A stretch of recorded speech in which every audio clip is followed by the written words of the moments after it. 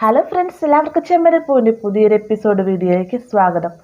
എപ്പിസോഡിൻ്റെ തുടക്കത്തിൽ തന്നെ കാണിക്കുന്ന നമ്മുടെ ശ്രുതിയോടായിട്ട് പറയുന്നുണ്ട്, ഒന്നുകിൽ ഈ പണം മോഷ്ടിച്ചുകൊണ്ട് പോയ ആൾക്ക് സച്ചിയുമായിട്ട് ബന്ധമുണ്ടാവും, അതല്ല എന്നാണ് ഈ പണം മോഷ്ടിക്കുന്നതിനായിട്ട് സച്ചി തന്നെയായിരിക്കും അദ്ദേഹത്തെ വിട്ടത് എന്നൊക്കെ പറയുന്ന സമയത്ത് ശ്രുതി വേഗം പറയുകയാണ്, ഒരിക്കലും ഇല്ല ശ്രുതി, അങ്ങനെയൊന്നും ഉണ്ടാവുകയില്ല എന്നൊക്കെ പറയുമ്പോഴത്തേക്കും, നീ എന്താ ശ്രുതി പതിവില്ലാത്ത പോലെ സച്ചിയെ സപ്പോർട്ട് ചെയ്ത് സംസാരിക്കുന്നതെന്ന് ശ്രുതി ചോദിക്കുകയാണ്. ഇത് കേൾക്കുന്ന സമയത്ത്, അല്ല ശ്രുതി, എത്രയൊക്കെ വെള്ളം അടിച്ചു വന്നാലും ആരെയൊക്കെ തല്ലിയാലും അവൻ ഒരിക്കലും ആരും പണം മോഷ്ടിക്കുകയില്ല, അങ്ങനെ ഒരു ആഗ്രഹത്തോട് നടക്കുന്നവനല്ല സച്ചി എന്നൊക്കെ ശ്രുതി പറയുന്ന കേൾക്കുമ്പോഴത്തേക്കും ശ്രുതി ഒന്ന് രൂക്ഷമായി നോക്കാൻ കേട്ടോ. ഈ ഒരു സമയത്ത്, നീ എന്താ എന്നെ രൂക്ഷമായിട്ട് നോക്കുന്നത്, ഞാനൊന്നും അല്ല പണം എടുക്കാനായിട്ട് പറഞ്ഞു വിട്ടത് എന്നൊക്കെ ശ്രുതി പറയുകയാണ്. അപ്പൊ ഇതെല്ലാം പുറത്തുനിന്ന് കേട്ടോണ്ടിരിക്കുകയാണ് നമ്മുടെ രേവതിക്കാണെങ്കിലോ സങ്കടമോ ദേഷ്യമൊക്കെ അടക്കാനാവുന്നില്ല. കാരണം കുറ്റപ്പെടുത്തുന്നത് നമ്മൾ തന്റെ സച്ചിയേട്ടനെയാണ്. എന്നിരുന്നാലും രേവതി ആ ഒരു സമയത്ത് പ്രത്യേകിച്ചൊന്നും തന്നെ പ്രതികരിക്കുന്നില്ല.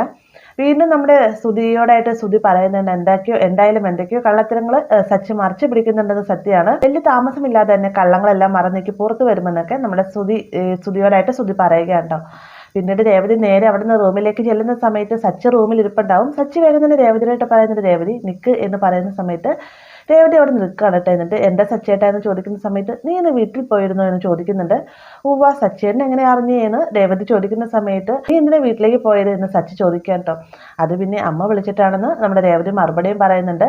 അതിനുശേഷം സച്ചി വീണ്ടും പറയുകയാണ്, ഞാൻ പറഞ്ഞിട്ടല്ലല്ലോ നീ വീട്ടിലേക്ക് പോയത്, പക്ഷെ നിന്റെ അനിയൻ എന്നെ കാണാൻ കാർ സ്റ്റാൻഡിൽ വന്നിരുന്നു എന്നൊക്കെ സച്ചി പറയുന്ന സമയത്ത്, അവനെന്തിനാ സച്ചിയേട്ടനെ കാണാനായിട്ട് കാർ സ്റ്റാൻഡിൽ വരുന്നത്, അവനെപ്പറ്റിയാണ് സച്ചിയേട്ടൻ പറയുന്നത് എന്നൊക്കെ ചോദിക്കുന്ന സമയത്ത്, പിന്നെ നിന്റെ അനിയനെ പറ്റിയില്ല, പിന്നെ അയൽവക്കത്തെ അനിയന്മാരെ കുറിച്ച് ഞാൻ പറയണോ എന്നൊക്കെ നമ്മുടെ സച്ചി ജ്യേഷ്ഠരോട് തന്നെ പറയാം കേട്ടോ. ഇത് കേൾക്കുന്ന സമയത്ത് രേവതി വീണ്ടും ചോദിക്കുന്നുണ്ട്, എന്തിനാ സച്ചിയേട്ടനെ കാണാനായിട്ട് അവൻ വന്നത് എന്ന് ചോദിക്കുമ്പോഴത്തേക്കും, നിനക്കത് അറിയണോ, ഞാൻ പറയണോ, എല്ലാ സത്യങ്ങളും തുറന്നു പറയണോ എന്നൊക്കെ സച്ചി ചോദിക്കാനായിട്ട്. ഇത് കേൾക്കുന്ന സമയത്ത് വീണ്ടും രേവതി പറയുന്നുണ്ട്, സച്ചിയേട്ടൻ പറയണം, എല്ലാ സത്യങ്ങളും എനിക്കറിയണം, അവൻ ചെയ്ത തെറ്റെന്താണെന്ന് പറയണം എന്നൊക്കെ പറയുമ്പോഴത്തേക്കും, അതെന്തായാലും നീ പറയേണ്ട കാര്യമില്ല, നീ ഇപ്പം ഞാൻ ചോദിച്ചുള്ള മറുപടി പറയാം, നീ എന്തിനാ അവനെ കാണാൻ ചെന്നത്, ഞാൻ പറഞ്ഞിട്ടല്ലോ നീ അവനെ കാണാനായിട്ട് ചെന്നത് എന്നൊക്കെ ചോദിക്കുന്ന സമയത്ത്, അല്ല എൻ്റെ അമ്മ വിളിച്ചിട്ടാണ് ചെന്നത്, സച്ചിയേട്ടനെ കാണാനായിട്ട് അവൻ വന്നിട്ട് ഇങ്ങനെയൊക്കെ സംസാരിച്ചോ എന്നൊക്കെ രേവതി ചോദിക്കുന്നുണ്ട്. ഈ ഒരു സമയത്ത് സച്ചി പറയും, അവനെന്നെ കാണാൻ വന്നിരുന്നു, അവൻ വളരെ മോശമായ രീതിയിലാണ് എന്നോട് പെരുമാറിയത് എന്നൊക്കെ സച്ചി പറയുന്ന കൂട്ടത്തിൽ തന്നെ പറയുന്നുണ്ട്. ഇനി എന്തായാലും അവന് വേണ്ടിയിട്ട് ഒരു കാര്യത്തിന് സപ്പോർട്ട് ചെയ്ത് സംസാരിക്കില്ല, അവനെ സപ്പോർട്ട് ചെയ്ത് സംസാരിച്ചതാണ് എൻ്റെ തെറ്റ് എന്നൊക്കെ പറയാം കേട്ടോ. പെട്ടെന്ന് തന്നെ രേവതി ചോദിക്കുന്നുണ്ട്, സച്ചിൻ ഇങ്ങനെയൊക്കെ സംസാരിക്കുന്നത്, അവൻ നേരത്തെ ബൈക്ക് മോഷ്ടിച്ചുകൊണ്ട് പോയ സമയത്ത് അവന് വേണ്ടിയിട്ട് എല്ലാ കാര്യങ്ങളും, അതായത് അവൻ തെറ്റൊന്നും ചെയ്തിട്ടില്ല എന്നും പറഞ്ഞുകൊണ്ട് അവന് നല്ല വഴിക്ക് നയിക്കാൻ നോക്കിയെന്നല്ലേ സച്ചിയേട്ടൻ, പിന്നെ എന്താ സച്ചിൻ ഇങ്ങനെയൊക്കെ സംസാരിക്കുന്നതെന്നൊക്കെ ചോദിക്കുമ്പോഴത്തേക്കും, അതെ അന്ന് ഞാൻ ചെയ്ത് തെറ്റായിരുന്നു, അത് അന്ന് ഞാൻ ആ തെറ്റ് തിരുത്തണമായിരുന്നു, അതുകൊണ്ടാണ് ഇപ്പം ഇങ്ങനെയൊക്കെ സംഭവിച്ചതെന്നൊക്കെ സച്ചി ഇങ്ങനെ ശരത്തിനെ കുറ്റപ്പെടുത്തി സംസാരിക്കുമ്പോഴത്തേക്കും രേവതിക്ക് ഭയങ്കര സങ്കടമാവട്ടെ. രേവതി പറയുന്നത്, സച്ചിയുടെ സത്യം എന്താണെന്ന് വെച്ചാൽ എന്നോട് തുറന്നു പറയാന്നൊക്കെ പറയുമ്പോഴത്തേക്കും, ഇനിയിപ്പോൾ സത്യം അറിഞ്ഞിട്ട് എന്തിനാ, എന്തായാലും നടക്കാളം നടന്നില്ലേ, അവനെ ഇനി ആരെ ഉപദേശിച്ച് നന്നാക്കാൻ നോക്കിയാലും അവൻ നന്നാവുകയില്ല എന്നൊക്കെ സച്ചി പറയാം കേട്ടോ. അതിനുശേഷം സച്ചി വീണ്ടും പറയുന്നുണ്ട്, ഇനിമേലും നീ നിന്റെ വീട്ടിലേക്ക് പോകരുത്, നിനക്ക് നിന്റെ അമ്മയോ അനിയത്തിയോ കാണണമെന്നാണ് പൂക്കടയിൽ പോയി കാണുക, അതെല്ലാം തന്നെ അവരോട് ഇങ്ങോട്ട് വരാൻ പറയുക എന്നൊക്കെ പറയുമ്പോഴത്തേക്കും, ഞാൻ എൻ്റെ വീട്ടിൽ പോകുന്നു, അതെന്താ സച്ചിൻ ഇങ്ങനെ പറയുന്നതെന്ന് ചോദിക്കുമ്പോഴത്തേക്കും, ഞാൻ പറയുന്നതിന് ഓരോന്നിനും ഓരോ കാര്യമുണ്ട് രേവതി, നീ എന്തായാലും ഇനി അങ്ങോട്ടേക്ക് പോകണ്ട, അവനെ കാണാനായിട്ട് ശ്രമിക്കുകയും വേണ്ട, അവനിനി മാറാനും പോകുന്നില്ല എന്നൊക്കെ പറയുകയാണ്. രേവതിക്ക് ഇതൊക്കെ കേൾക്കുമ്പോൾ സങ്കടം വരും കേട്ടോ. രേവതി അപ്പം തന്നെ താൻ പോകുമെന്നൊക്കെ പറയുന്നുണ്ടെങ്കിൽ, നിനക്ക് എന്നോട് കുറച്ചെങ്കിലും സ്നേഹമുണ്ടെന്നാണെങ്കിൽ നീ ഇനി ആ വീട്ടിലേക്ക് പോകരുത്, അവനുമായിട്ട് സംസാരിക്കരുതെന്നൊക്കെ സച്ചി പറഞ്ഞിട്ട് അവിടെ നിന്ന് പോവാണ് കേട്ടോ. രേവതി വേഗം തന്നെ സങ്കടത്തിൽ നിൽക്കുന്ന സമയത്ത് ശരത്തിനെ വിളിക്കുകയാണ്. എന്നിട്ട് ശരത്തിനോടായിട്ട് ചോദിക്കുന്നു, നീ സച്ചേട്ടനെ കാണാൻ പോയിരുന്നു എന്ന് ചോദിക്കുന്ന സമയത്ത്, ഉവ്വ എന്ന് ശരത്ത് മറുപടി പറയുന്നുണ്ട്.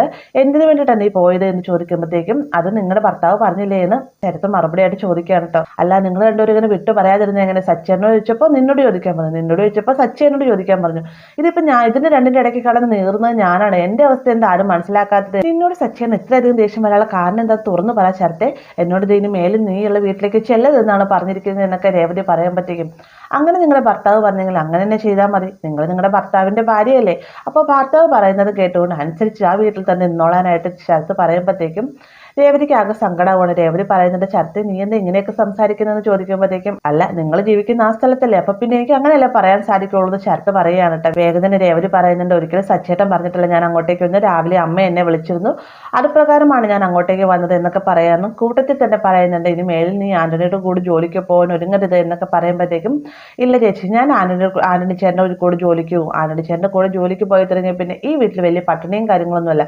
മാത്രമല്ല ഞാൻ നേരത്തെ പറഞ്ഞിരുന്നില്ലേ ദിവസം നല്ല രീതിയിൽ കെട്ടിച്ചയച്ചിക്കണമെന്ന് അതിന് പണം വേണം. എന്തായാലും ആനന്ദിച്ചേട്ടൻ്റെ കൂടെ നിന്നേ പിന്നെ എനിക്ക് ആ പണത്തിന് യാതൊരുവിധ കുറവുമില്ല.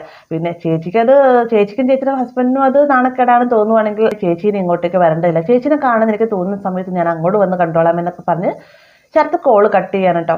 പിന്നീട് കാണിക്കുന്നത് ശ്രീകാന്തിനെയും വർഷയുമാണ്. ശ്രീകാന്ത് പിണക്കത്തിലായത് തന്നെ പിണക്കം മാറ്റാനായിട്ട് വർഷ പല തന്ത്രങ്ങളും പയറ്റുന്നുണ്ട് കേട്ടോ. ഇടയിൽ തന്നെ പോകാം എന്ന് പറഞ്ഞുകൊണ്ട് മെസ്സേജ് അയക്കുന്ന സമയത്ത് ശ്രീകാന്ത് വേഗം ഫോൺ വലിച്ചെറിഞ്ഞിട്ട് പറയുകയാണ്, നീ ഇതിനെ പോകാമെന്ന് പറഞ്ഞ് മെസ്സേജ് അയക്കും, നിന്നോട് ഞാൻ ഇതിനുള്ള മറുപടി പറഞ്ഞതല്ലേ എന്ന് ചോദിക്കുമ്പോഴത്തേക്കും വർഷ പറയുന്നുണ്ട്, ശ്രീകാന്ത് അമ്മ ആദ്യമായിട്ട് നമുക്ക് വേണ്ടിയിട്ട് തന്നതല്ലേ, നിനക്ക് 4 ദിവസം ലീവ് കിട്ടില്ലെന്ന് വേണ്ട, 2 ദിവസത്തേക്ക് നമുക്കൊന്ന് പോവാം, അതും പറ്റില്ല എന്നാലും ജസ്റ്റ് ഒന്ന് പോയിട്ട് വരാമെന്നൊക്കെ വർഷ പറയുന്നുണ്ട്. ഇത് കേൾക്കുന്ന സമയത്ത് ശ്രീകാന്ത് പറയുകയാണ്, ഇല്ല വർഷ, ഞാൻ എന്തായാലും വരികയില്ല. നിന്റെ അമ്മ എന്നെ താറ്റി കെട്ടിയാണ് സംസാരിച്ചത്. ഈ ഒരു ടിക്കറ്റ് തന്നത് പ്രകാരം നിന്നെ എനിക്ക് ടൂർ കൊണ്ടുപോകാൻ സാധിക്കില്ല എന്ന് വിചാരിച്ചിട്ടല്ലേ. എന്തായാലും അങ്ങനെ ഒരു ടൂറിന് ഞാൻ വരികയില്ല. ഞാൻ എന്നത്തേലും കാലത്ത് നിന്നെ കൊണ്ട് പോകാം. അതുവരെ നീ ഒന്ന് വെയിറ്റ് ചെയ്യുക. എന്നെ നിനക്ക് വിശ്വാസം ഉണ്ടെങ്കിൽ മാത്രമെന്നൊക്കെ ഇങ്ങനെ ശ്രീകാന്ത് പറയാം കേട്ടോ. പെട്ടെന്ന് തന്നെ വർഷ പറയുകയാണ്, ഞാനെന്നാ തനിയെ പൊക്കോളാം, എനിക്കറിയാം പോകാനൊക്കെ ആയിട്ടെന്ന് വർഷ പറയുമ്പോഴത്തേക്ക്, ഹണിമൂണിന് നീ തനിയെ പോകാൻ പോകുന്നത് കൊള്ളാം എന്ന് ശ്രീകാന്ത് മറുപടി പറയുകയാണ്. വേഗത്തിനെ വർഷ പറയുന്നുണ്ട്, അല്ല ചില ഹിന്ദി സിനിമയിൽ ഞാൻ കണ്ടിട്ടുണ്ടല്ലോ നടിമാർ തന്നെ ടൂർ പോകുന്നതൊക്കെ, അതുപോലെ തന്നെ ഞാൻ പോയിട്ട് വന്നോളൂ, നിന്റെ ഒരു സഹായം എനിക്ക് വേണ്ട എന്ന് വർഷ മറുപടി പറയുന്നുണ്ട് കേട്ടോ. ശ്രീകാന്ത് വേഗം തന്നെ പറയുകയാണ്, ഓക്കെ അങ്ങനെയാണോ, എന്നൊരു കാര്യം ചെയ്ത് നീ പോയിട്ട് വാ, എന്തായാലും ഞാൻ വരുന്നില്ല. പിന്നെ വർഷ, നിനക്ക് എന്നെ വിശ്വാസം ഉണ്ടെങ്കിൽ നീ വെയിറ്റ് ചെയ്യ്, നിന്നെ കൂടി ഞാൻ ടൂറ് പോകാമെന്നൊക്കെ പറഞ്ഞുകൊണ്ട് ശ്രീകാന്ത് കടക്കുകയാണ് കേട്ടോ. വേഗം തന്നെ വർഷ കടക്കാൻ ഒരുങ്ങുന്ന സമയത്താണ് മഹിമ വിളിക്കുന്നത്. മഹിമയുടെ ആയിട്ട് ശ്രീകാന്ത് പറഞ്ഞ കാര്യങ്ങളും എല്ലാം തന്നെ വള്ളി പുള്ളി വിടാതെ തന്നെ വർഷ പറയുകയാണ് കേട്ടോ. അതായത് അമ്മ ടിക്കറ്റ് തന്നത് ശ്രീകാന്തിനെ മനഃപൂർവ്വം നാണം കെടുത്തുന്നതിന് വേണ്ടിയിട്ടായിരുന്നു, എന്നത്തേലും കാലത്ത് താൻ കൊണ്ടുപോകാം, അന്നേരം നീ പോയാൽ മതി എന്നുള്ള കാര്യങ്ങളെല്ലാം തന്നെ വർഷ പറയുകയാണ്. അതിനുശേഷം കോള് കട്ട് ചെയ്യുമ്പോഴത്തേക്ക് ശ്രീകാന്ത് ചോദിക്കുന്നുണ്ട്, നിന്നോട് ആരാ പറഞ്ഞ അമ്മയുടെ എല്ലാ സത്യങ്ങളും തുറന്നു പറയാനായിട്ട് എന്നൊക്കെ ചോദിക്കുമ്പോഴത്തേക്കും, ഞാൻ വേറെ ആരോടുമല്ലല്ലോ, എൻ്റെ അമ്മയോടല്ലേ തുറന്നു പറഞ്ഞതെന്ന് വർഷ പറയുകയാണ് കേട്ടോ. ഇത് കേൾക്കുന്ന നേരത്തെ ശ്രീകാന്ത് പറയുകയാണ്, അമ്മയോട് ആയതുകൊണ്ടാണ് ഇത്ര വലിയ പ്രശ്നമുണ്ടായത്, നിനക്ക് എന്തൊക്കെ കാര്യങ്ങൾ എവിടെയൊക്കെ സംസാരിക്കണം മര്യാദയ്ക്ക് അറിയാൻ പാടില്ല അല്ലേ, ഇപ്പൊ നീ വീണ്ടും എന്നെ താഴ്ത്തിക്കെട്ടിയല്ലേ സംസാരിച്ചത്, നീ ഇവിടെ തന്നെ കിടക്കുക എന്ന് പറഞ്ഞുകൊണ്ട് നമ്മുടെ ശ്രീകാന്ത് അവിടുന്ന് പിണങ്ങി പോവുകയാണ്. പിന്നീട് കാണിക്കാൻ നമ്മുടെ സ്തുതി പുതിയ ഇന്റർവ്യൂവിന് പോകാനായിട്ട് റെഡി ആയിട്ടൊക്കെ വന്നിരിക്കുകയാണ്. ചന്ദ്രയുടെ അടുത്തേക്ക് എന്നിട്ട് പറയുന്നത്, അമ്മ ഇന്ന് വളരെയധികം സുന്ദരിയായിട്ടുണ്ടല്ലോ, അമ്മയുടെ സാരിയൊക്കെയാണ് നല്ല ഭംഗിയത്, പുതിയ സാരിയാണോ എന്നൊക്കെ ചോദിക്കുകയാണ്. ചന്ദ്ര പറയുകയാണ്, നീ എന്നെ ആദ്യമായിട്ടൊന്നുമല്ലല്ലോ കാണുന്നത്, ഈ സാരി ഞാൻ പലതവണ എടുത്തിട്ടുണ്ട്, നീ ആദ്യം വന്ന കാര്യം പറ, സോപ്പിടാതെ എന്നൊക്കെ ചന്ദ്ര പറയുമ്പോഴത്തേക്കും, അമ്മ എനിക്ക് ഇന്റർവ്യൂവിന് പോകാനായിട്ട് ഒരു 2000 രൂപ തരാമോ എന്ന് ചോദിക്കുമ്പോഴത്തേക്കും, 2000 രൂപയോ ഇന്റർവ്യൂവിനോ, അപ്പം നിന്റെ നിലവിലുണ്ടായിരുന്ന ജോലി എവിടെയെന്ന് ചോദിക്കുമ്പോഴത്തേക്കും, ആ ജോലി നഷ്ടമായമ്മേ, ആ ജോലിയെ ഞാൻ വേണ്ട എന്ന് വെച്ചു എന്ന് പറയുമ്പോഴത്തേക്കും സുധീർ ഒരുപാട് തല്ലാണ് ചന്ദ്ര. എന്നിട്ട് ചോദിക്കുന്നു, നീ ഒരു ജോലിക്ക് നിലവിൽ പോകുന്നില്ല, നിനക്ക് എന്താ ഇന്റർവ്യൂ മാനേജ് പിടിച്ചിരിക്കുകയാണ്, നിന്നെ നല്ലൊരു ഡോക്ടറെ കൊണ്ട് കാണിക്കണം, സ്ഥിരമായിട്ട് ഒരു ജോലിക്കും പോവുകയില്ല എന്നൊക്കെ പറഞ്ഞുകൊണ്ട് ചന്ദ്ര ഇങ്ങനെ തല്ലിക്കൊണ്ടിരിക്കുകയാണ്.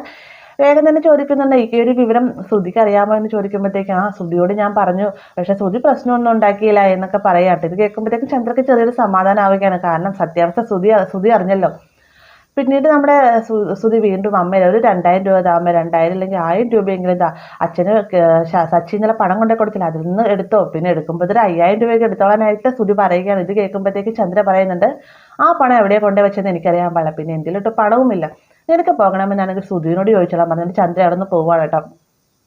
ചന്ദ്ര പോയതിൻ്റെ തൊട്ടുപുറകെ തന്നെ ശ്രുതി റൂമിലേക്ക് ചെല്ലുകയാണ്. അലമാരി മേശയൊക്കെ തുറന്ന് നോക്കുകയാണ് കേട്ടോ. ഇത് സമയത്ത് ബാത്റൂമിൽ കുളിച്ചുകൊണ്ടിരിക്കുകയായിരിക്കും രവി.